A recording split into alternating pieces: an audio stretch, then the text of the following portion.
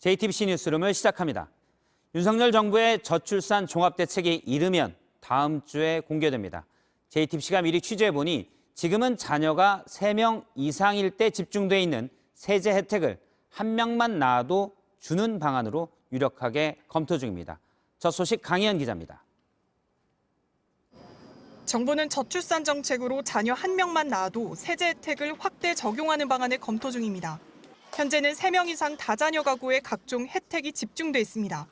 저출산 고령사회위원회 관계자는 JTBC에 자녀가 하나라도 세제 혜택은 필요하다며 자녀 수에 맞춰 차등적으로 세금을 감면해주는 방안을 논의 중이라고 밝혔습니다. 현재는 3자녀 이상 다자녀 가구의 경우 자동차 취득세 감면 등 각종 세제 혜택을 받을 수 있습니다.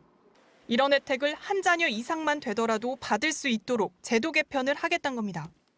또 아이 1명당 15만 원, 3명 이상은 30만 원 이상을 공제해주는 현행 자녀 세액 공제 역시 그 폭을 더 넓히는 방안을 검토하고 있다고 대통령실 관계자는 전했습니다. 소득 기준과 상관없이 6세 이하 아이의 1년치 의료비에서 일정 기준을 넘긴 금액에 대해 전액 면제해주는 방안도 검토되고 있습니다.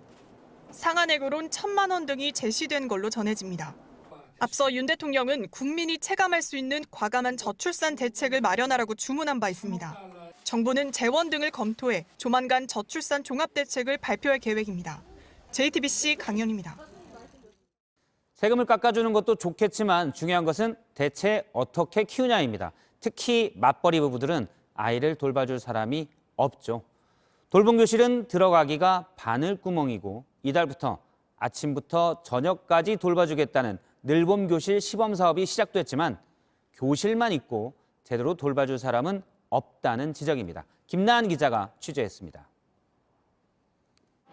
정영신 씨는 초등학교 4학년 딸이 있습니다. 아이를 낳고선 16년 동안 일해왔던 의류업계를 떠났습니다. 많이 있죠. 많이 있고 지금도 옷도 굉장히 많이 좋아하기도 하고. 학교를 들어가면 돌아갈 수 있을까 생각했지만 돌봄은 바늘구멍이었습니다. 결국 포기했습니다. 그 주위를 돌죠. 맴돌죠. 동대문을.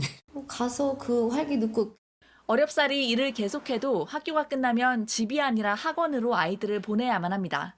신도시 같은 경우에는 이제 과밀학급이어서 돌봄 교실을 이용할 수 있는 학생 수 자체가 굉장히 적죠. 그럼 어떻게든 양자가 돌아오는 시간까지 이 어린이를 소위 말하는 학원 뺑뺑이를 돌릴 수밖에 없는 상황이었고. 이렇다 보니 돌봄 기회를 늘려달라는 걸 포함한 관련 민원은 매년 크게 늘고 있습니다. 정부가 내놓은 대책은 늘봄 교실입니다. 아침에도 7시부터 봐주고 저녁은 8시까지로 늘렸습니다. 하지만 현장에선 비판이 많습니다. 인력도 제대로 갖춰지지 않은 상황에서 돌봄 시간만 늘었단 겁니다. 그냥 봉사자를 모집을 하는 거죠. 만화 영화 하나 틀어주고 시간을 때우는 이런 게 발생이 되는 겁니다. 교육부는 돌봄 전담사 노조와 협의하겠다고 했지만 최소한의 전문성을 가진 인력이라도 키워낼 때까지 혼란은 계속될 수밖에 없습니다. JTBC 김나은입니다.